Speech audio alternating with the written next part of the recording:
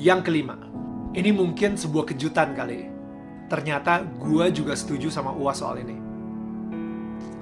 Bahwa, kalau gue mungkin sebutnya, ada unclean spirit, oke, di patung. Ketika patung yang dibuat oleh manusia disembah. Wait. Sebelum lo mau komentar, lo harus baca dulu. Ini again, buat orang-orang yang mengakui sebagai pengikut Yesus. Oke? Gue pengen kalian baca dulu Yesaya 44 ayat 13-20. Baru lu bisa komentar di bawah. Oke? Lu harus baca itu dulu, baru lu bisa komentar. Sebelum lu baca itu, jangan komentar dulu. Oke, ini gue pengen ngomong kepada umat Nasrani ya. Ini tercatat di buku sejarah. Nebukadnezar itu penasaran banget seperti apa sih bentuk atau wajah dari Tuhannya bangsa Israel. Sehingga dia dengan beraninya itu masuk ke satu ruangan yang ini ruangan yang paling suci di situ, the Holy of the Holies, ya. Yang kadang-kadang kalau misalnya di Perjanjian Lama itu sering banget orang gak sengaja masuk meninggal langsung. Kalau misalnya dia tidak menyucikan diri dia sendiri atau menyembelih kurban gitu. Raja Nebukadnezar saat itu dengan sangat kurang ajar, dia masuk ke dalam ruangan tersebut, Holy of Holies. Apa yang dia lihat? Apa yang dia temukan? Tabernakel, di atasnya ada kayak malaikat cherubim, dan habis itu malaikat cherubim itu ada dua, ngejagain apa? Ngejagain siapa? Dia ngelihat kiri kanan, mana bentuk muka atau bentuk tubuh Tuhannya bangsa Israel ini. Mana? Dia nyari-nyari. Gak ada sama sekali. Dan itu dia kenapa Tuhan marah banget kalau misalnya dia dibentuk sebagai patung. Dia dibentuk sebagai berhala. Sekali lagi, coba baca Yesaya 44 ayat 13-20. Di situ Tuhan sendiri sampai bilang gitu, kalau ini kayu yang lu gunakan untuk membuat patung yang cantik, yang indah, yang ganteng. Dan patung yang sama lu gunakan buat masak, buat bakar kayu untuk menghangatkan badan lo. Dan abis itu patung yang sama yang lu gunakan tiba-tiba lu sembah-sembah. Itu bodoh. Again, bukan gue yang ngomong. Yesaya 44 ayat 13-20. Right? Jadi di situ gue setuju kalau misalnya ada unclean spirit di patung. Oke, itu dia 5 hal yang gue setuju dengan UAS di pembicaraan kita. Daniel Mananta menarik untuk dibicarakan. Komentar sang mantan host Indonesian Idol ini tentang salib umat Kristen memicu kontroversi. Pernyataan itu dimuatnya di Instagram 13 November yang lalu. Dia bicara soal pertemuannya dengan Ustadz Abdul Somad. Menurut Daniel, dia banyak setuju dengan Abdul Somad. Salah satunya adalah soal pernyataan Abdul Somad bahwa di dalam salib umat Kristen ada jin kafir. Daniel bilang dia juga percaya bahwa di dalam patung yang dibuat manusia untuk disembah memang ada unclean spirit alias roh jahat atau roh kotor lah. Dengan yakin Daniel berargumen bahwa dia bicara begitu karena ada rujukan Alkitabnya. Di kitab Yesaya 44 kata Daniel memang ada larangan menyembah patung dan salib. Ini tentu saja menimbulkan reaksi keras dari banyak pemeluk Kristen. Pertanyaannya, pantaskah atau etiskah Daniel bicara semacam itu? Saya adalah orang yang percaya pada kebebasan berekspresi. Karena itu saya percaya adalah hak Daniel untuk berpandangan semacam itu. Yang menjadi masalah menurut saya, Daniel adalah seorang influencer yang berpengaruh. Tapi dia dengan gampang saja menyampaikan pendapat yang mengandung elemen penghinaan yang sangat lemah landasannya.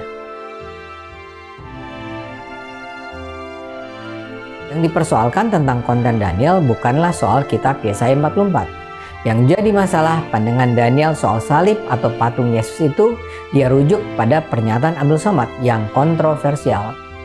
Di situ persoalan sesungguhnya berada. Tapi karena dia menyatakan dia setuju dengan Abdul Somad, cerita jadi lain. Daniel tidak sadar, Abdul Somad pada dasarnya memang melecehkan Kristen. Pernyataan Abdul Somad ini sebenarnya sudah berusia lama. Dia mengucapkannya dalam sebuah ceramah 3 tahun yang lalu.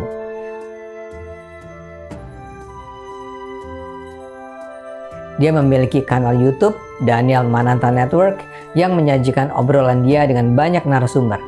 Cukup sering dia mengundang narasumber yang bicara soal perjalanan spiritual dan agama.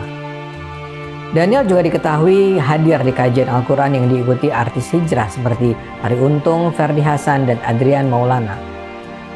Tapi posisi Abdul Somad di mata Daniel tampaknya lebih istimewa.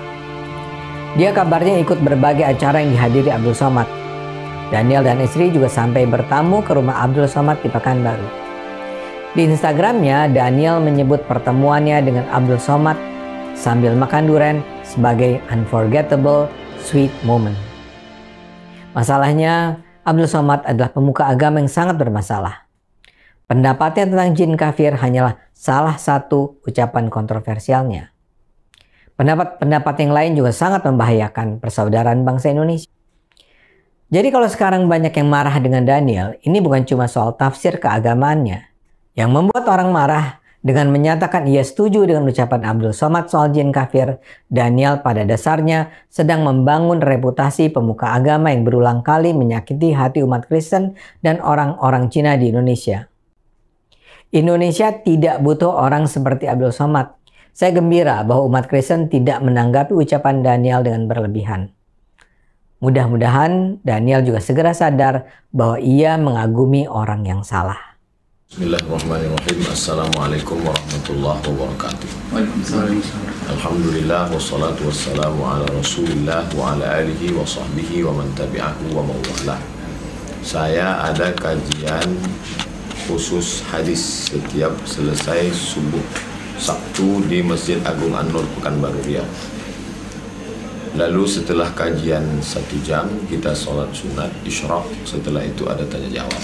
Saya pun memberikan jawaban terhadap pertanyaan masyarakat tentang masalah dia melihat patung pada salib, dia merinding. Saya sampaikan itu di tengah komunitas muslim di dalam masjid, kajian khusus hadis, menjawab pertanyaan, menjelaskan akidah umat untuk menjaga kekuatan akidah umat. Tapi bahwa kemudian tiba-tiba kajian itu keluar, didengar oleh orang lain, dia merasa tersinggung, dilaporkan ke polisi, maka kita tinggal di negara hukum, kita serahkan kepada hukum. Yang jelas saya sudah sampaikan, saya sudah klarifikasi, saya sudah ke Majelis Ulama Indonesia, saya sudah menyampaikan ke media melalui tulisan di Republika, melalui wawancara. Selanjutnya saya serahkan kepada Allah Subhanahu wa taala. Wa qul i'malu, berbuatlah, fasayarallah, Allah akan menilai, wa rasuluhu, Rasulullah menilai, wal mu'minun, orang-orang beriman akan memberikan penilaian. Itulah yang dapat saya sampaikan terkait masalah ini. Bahwa ini masalah intern umat Islam didengar oleh orang lain, dia lapor. Tentu itu baliknya kepada hukum negara yang kita serahkan kepada hukum. Saya warga masyarakat, saya anggota masyarakat yang taat hukum, saya serahkan itu. Setelah itu kita lihat bagaimana. Siap.